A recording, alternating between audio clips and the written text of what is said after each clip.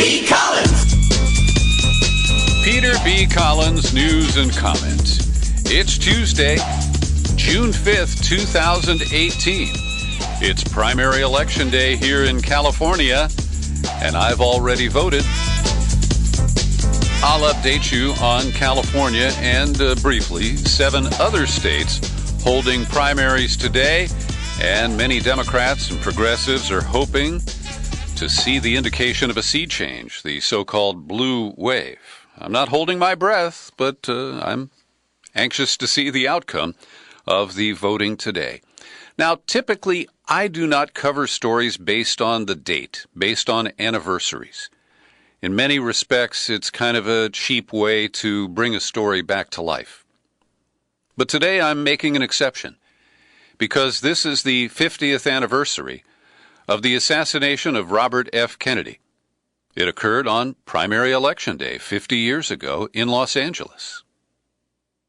And there is new information, new evidence, new testimony that has surfaced in recent years, and it has been embraced by RFK Jr., Bobby, who is an attorney and an activist on many fronts. He wrote an op-ed in the Washington Post a couple of weeks ago, and he embraced the theory of a second shooter actually responsible for the death of his father, the presidential candidate, a former senator. He had served as Attorney General under his brother, Jack Kennedy. And I have to say, I did not embrace the RFK moment. I thought that he had gotten where he was through nepotism, and there are some dark chapters in Bobby Kennedy's history. He was a counsel to the McCarthy investigation of communists back in the 1950s. That's just one example. But by 1968, he was running to challenge first Lyndon Johnson, and then his designated successor, Hubert Humphrey, over the Vietnam War, somewhat eclipsed by Eugene McCarthy. But Larry Tye, who we did a podcast with about a year ago, and other biographers, including people who were part of the 1968 Kennedy campaign, have helped to kind of reshape my own recollection. And I do recognize that he was a changed man, changed dramatically by the assassination of his brother. And I highly recommend that you visit whowhatwhy.org today. Jeff Schechtman, my colleague, has 2 great podcasts. One with Paul Schrade, who is the key driver. He was shot in the head the night that RFK was killed, but he testified before the parole board here in California, saying that he doesn't believe that Sirhan actually killed Kennedy. Sirhan was there. He fired shots. It is alleged he was under hypnosis. We've covered that in the saga of the woman in the polka dot dress. And Fernando Faro, the newspaper reporter, whom I interviewed about that in 2016, unfortunately passed away just about 6 weeks ago, just as some of his work was being embraced and found credible. There's also an interesting podcast with Shane O'Sullivan. That's actually a video interview about the investigation into Sirhan's culpability. And there's also a personal interview with Chris Matthews, who wrote a book about Bobby Kennedy that was published just a year or 2 ago. And I think you'll find a good range of coverage there about the RFK story, about the questions about the assassination. Just one item that has surfaced is that audio analysis of the video and other recordings taken as the shooting occurred in the kitchen of the Ambassador Hotel indicates that there were at least 13 shots fired. 13. But the pistol, wielded by Sirhan, only had a capacity to shoot 8 rounds. That right there is a critical element that I think calls for a new investigation. And the other grisly anniversary this week is of Tienamen Square. 29 years ago, pro-democracy protesters were killed rounded up and imprisoned. The photograph of the lone protester confronting a Chinese military tank is etched in the minds of many people. And leave it to the Trump administration to embrace a hypocritical criticism and shaming of China at a critical juncture here. We need China to help with the negotiations next week in Singapore, putting pressure on North Korea. And as I've pointed out, Trump has badly linked his trade war with China to an effort to get China to lean on North Korea. And so, in this context, Mike Pompeo, Trump's latest Secretary of State, was in Hong Kong yesterday, and he urged the Chinese to disclose the details of the people killed, detained, or missing during the crackdown after Tiananmen Square protests. And the hypocrisy here is so thick. And I just want to raise two issues that happen to be in the news right now.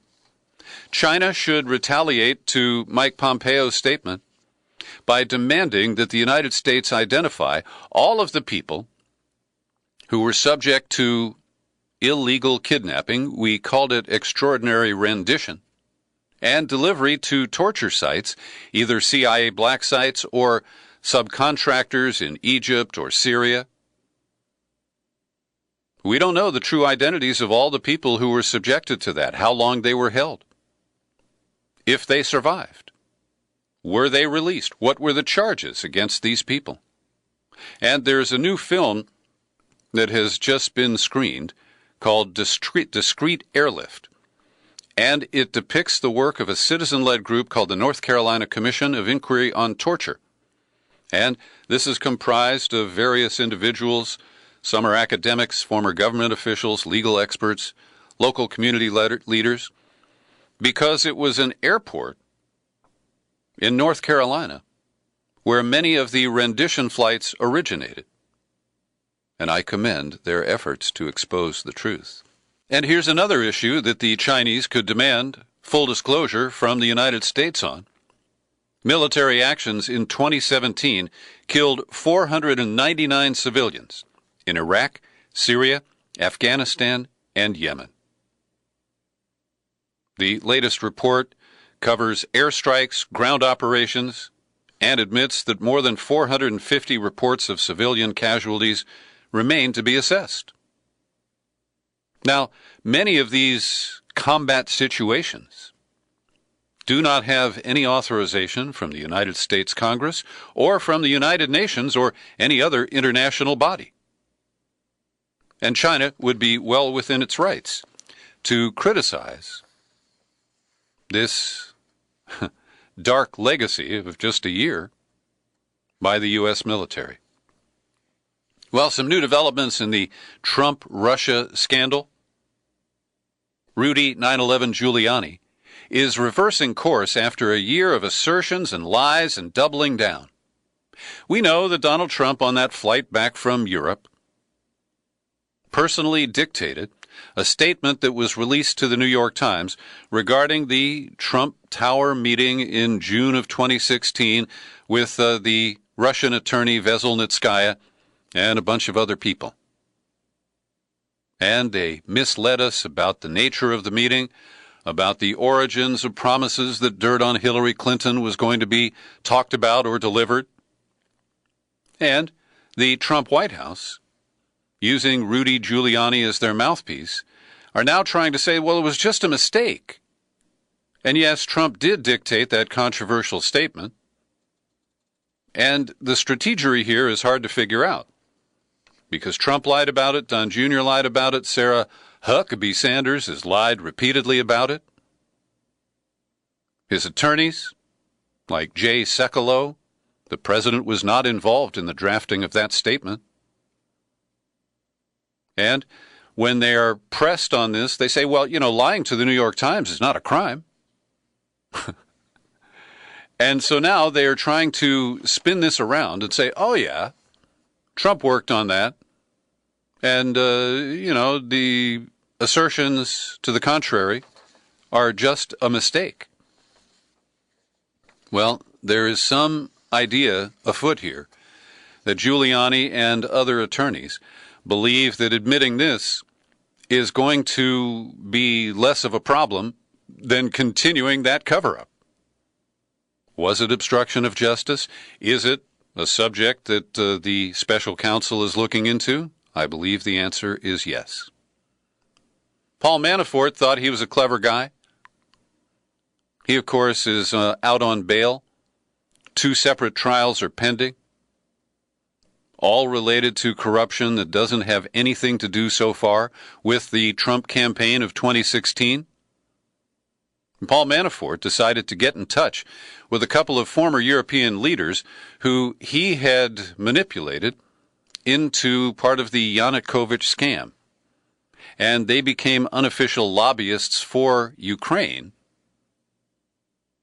And the issue that Manafort was trying to coach them on, it's also called witness tampering, was exactly what to say when the special counsel came with questions. Manafort apparently was trying to get them to say, well, we never asked you to lobby in the United States. Well, Paul Manafort used WhatsApp and the Telegram encrypted message systems. Only he's an older guy. He's 10 years older than me.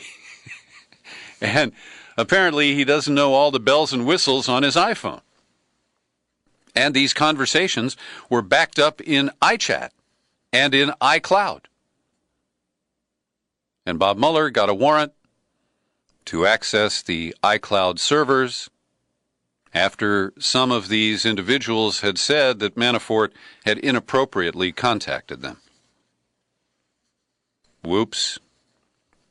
Looks like Manafort will trade his ankle bracelet for a comfy cell in a federal lockup unless a judge finds a reason not to do that. A very curious article in the Washington Post today under the bylines of Tom Hamburger, Robert Costa, and Ellen Nakashima. And they profiled the work of Stephen Halper. And just a week ago, the Post, the Times, all the corporate media outlets were following orders from the FBI and the intelligence community not to reveal the identity of Stephen Halper. It came out through other sources. Glenn Greenwald confirmed it. And we have known for almost a month now who this guy who served as a key informant regarding Papadopoulos and Page. Well, we've known who he was. And without mentioning that this was previously and recently top secret information, the Post gives a lot of details, some of which are not accurate, about Stephen Halper. And I've linked to the story so you can read it for yourselves. They describe how over 15 years he worked at Cambridge University, which gave him a great cover. He was a veteran of 3 Republican administrations, had worked for the CIA, did dirty tricks for the Reagan campaign in 1980. And he had a lot of pals. In fact, for a little credibility and affirmation, in the early part of this article, the Washington Post quotes Richard Dearlove, the former head of Britain's MI6 intelligence agency, who has known Halper since 2004. He is a well-regarded academic who is also a patriot, says Dearlove, a professional liar, if you ask me. Well, about 4 paragraphs down, they assert friends of Halper and Christopher Steele, the former MI6 agent, specialist on Russia, hired to write the Steele dossier. Well, just out of nowhere, it says here, without naming anybody, friends of Halper and Steele say the two are not acquainted and did not work together during the 2016 campaign.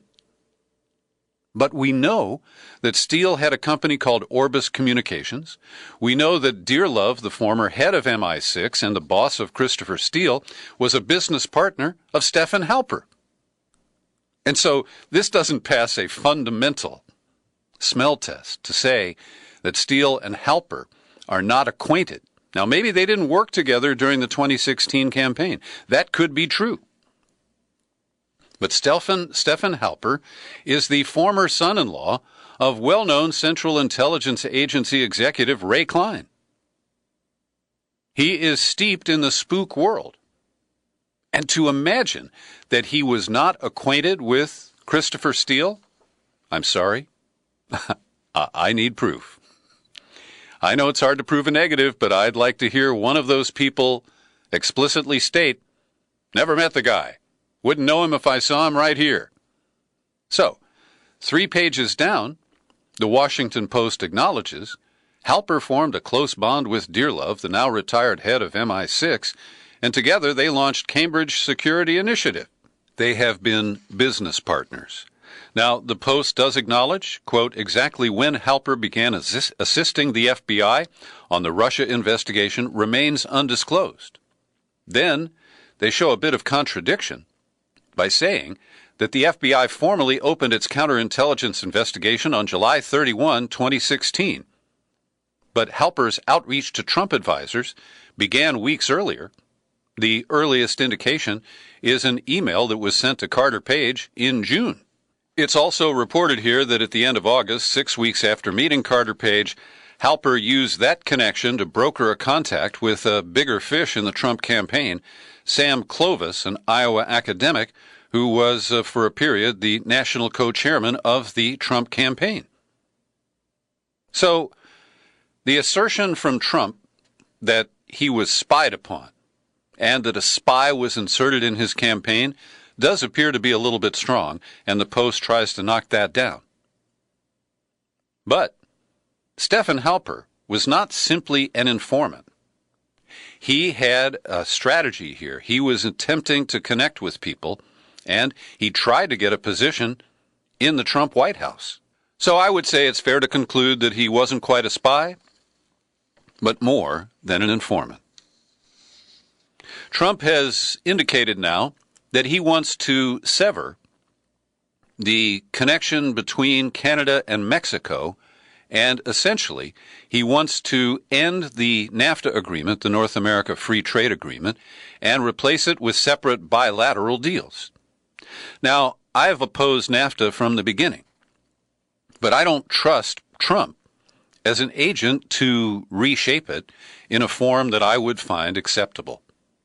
Still, I'm willing to see how this plays out, and while Canada and Mexico are opposed to the idea, it may actually be better to set up bilateral accords that could protect American workers and other interests, including environmental laws and other issues.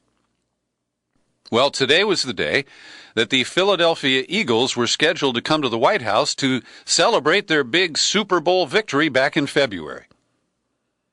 But after the team reported that many of the players were going to opt out, Trump angrily and abruptly uninvited the team, accusing it of trying to make a political statement about the national anthem. There's a picture that you may have seen in social media of 2 Philadelphia Eagles taking a knee on the playing field. But we're told that those 2 players were praying. They were not sending any message about the national anthem and following the lead of San Francisco's Colin Kaepernick. And apparently, Trump may have misinterpreted that when he saw it on Fox News, because that was the source of this misleading photograph. So, I don't care about the NFL, but I do respect the players for saying, I don't want to go to the Trump White House. Why should I? Every day I pause to thank the people who support my work here at the Peter B. Collins podcast with your subscriptions. People like Paul L. Sesser, one of my longest and most generous supporters, who delivers a check to the P.O. Box on the 1st of every month. Thank you, Paul. Also, I want to thank Joe Clarici, a stalwart supporter, Anna Gordonier, and Mona Kobus. If you'd like to join them, I'd love to see you sign up for a new subscription. Just click over to peterbcollins.com, find the menu tab, pull it down, click on Become a Subscriber.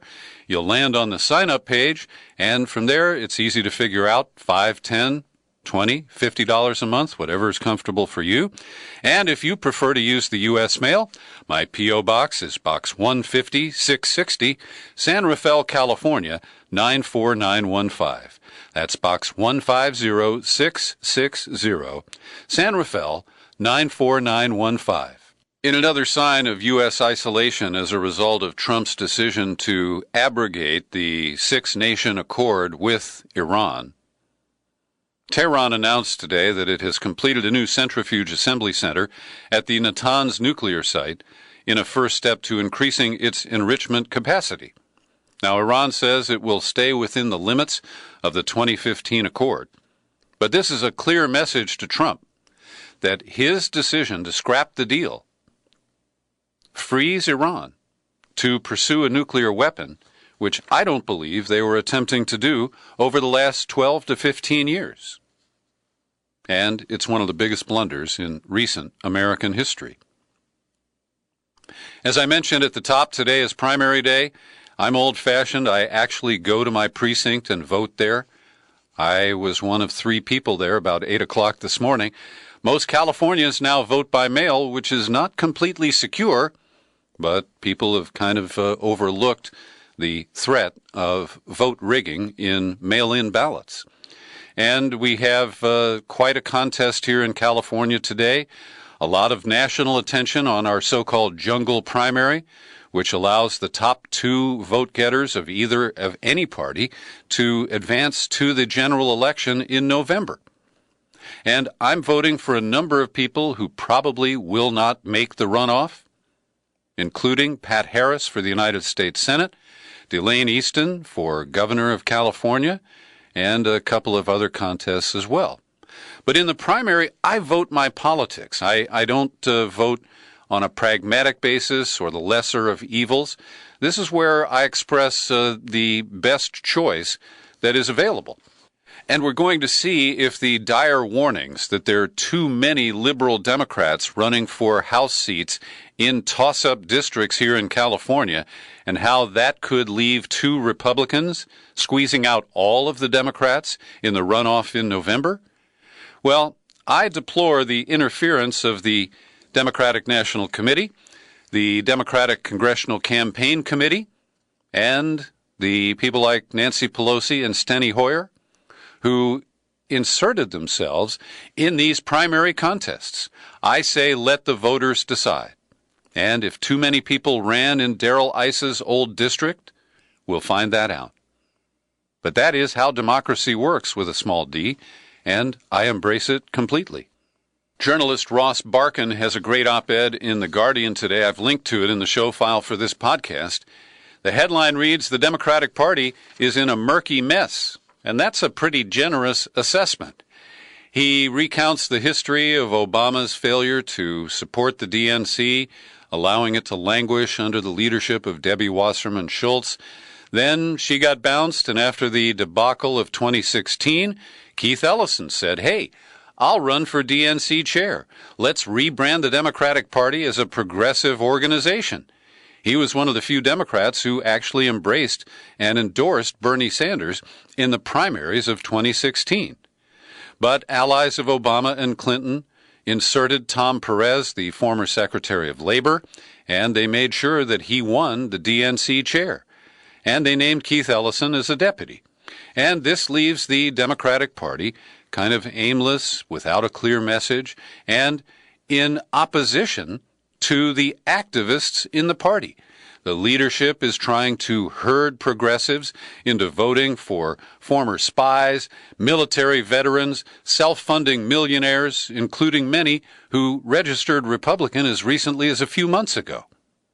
And when Tom Perez embraced Andrew Cuomo over his upstart challenger Cynthia Nixon, he sent a message that the Democratic establishment is heavily invested in the Democratic establishment. And while Barkan doesn't single out the arrogant superdelegates whom I blame for putting Hillary Clinton into the nomination process and having her clear that process despite the insurgent candidacy of Bernie Sanders, it tipped the scales in a way that let the establishment continue to propel itself. And Barkin closes by saying these are the same people, after all, who sneered at the idea of an avowed socialist from one of the tiniest states in America running a competitive presidential campaign. They were gaming out cabinet appointments for a second Clinton administration while Trump was storming the Midwest. Now, I just mentioned Keith Ellison. He is resigning from Congress to run for Attorney General in Minnesota. This appears unplanned as the AG, Lori Swanson, bailed to jump into the governor's race earlier this week. So this is going to be a loss for the National Democratic Party. Keith Ellison is a man who I do respect. He's been compromised by his efforts to salvage the DNC. But I spoke to him 5 years ago at Netroots Nation, just a week or two after Ed Snowden had surfaced. And I asked him point blank, had James Clapper committed perjury? And out of 4 members of Congress who I interviewed that day, including Jeff Merkley of Oregon, who's featured in the next story here, Keith Ellison was the only one who would flatly admit that James Clapper had lied under oath. And he even spelled it out, L-I-E. I will never forget that moment of honesty from Keith Ellison. Now to Merkley, who didn't want to say that James Clapper had perjured himself. He has earned some respect here because over the weekend he went to Brownsville, Texas. And he had tried to get an appointment to visit a detention center that is being run, and they are housing the separated children of migrants who have recently attempted to cross the border, some of whom sought asylum. And in a video that's been widely featured in social media and has made it onto television news as well, Jeff Merkley stands out there. He calls a phone number that's on the door. His staff had tried to arrange an official visit, and they wouldn't schedule it, so he showed up and demanded that they let him in, and they refused. They even called the Brownsville cops to try to shoo Jeff Merkley away from this facility. And he said the children who were previously kept with their families under a new policy just implemented by the Attorney General are being separated from their families and warehoused here. It's a former Walmart store. And the Attorney General's team, the Office of Refugee Resettlement, they don't want anyone to know what's going on behind these doors. Good work, Jeff Merkley. Hey, we've got some good news today. David Koch, one of the arch nemeses of American politics, at least progressive politics, has announced that due to some unspecified health issue, he is stepping down from his corporate role at Koch Industries and his work on political efforts. Gosh, I'm not going to miss David Koch. And finally today, I want to recommend a report that appears at Consortium News today under the byline of Roger D. Harris in Caracas, as he posts on the re-election of Nicolas Maduro on May 20th. And he offers great history of the Chavez Revolution, the efforts by Venezuela's oligarchs to deny power to progressives and socialists since the late 1990s, with the outsized support of both the Bush and Obama administrations in the following years. Obama had declared Venezuela an extraordinary national security threat in 2015, and with the Trump administration piling on, the sanctions have just increased on a country that is on its financial knees primarily because the price of crude oil dropped. Now that has rebounded, which gives some new hope to the citizens of Venezuela that their economic plight may improve. But this is a good recap of how the U.S. joined ranks with the opposition to Maduro and first demanded that he step down. Then they said he should call an election. Then they said he called an election too early. Then they boycotted that election. And now they declare the election fraudulent and say that he is an illegitimate leader. That's how we do it, friends, because we're the exceptional United States of America. Thanks for listening to this daily news and comment podcast. Feel free to share it far and wide, and you'll find it on YouTube. I'm Peter B. Collins. Happy trails to you until we meet again. Happy trails.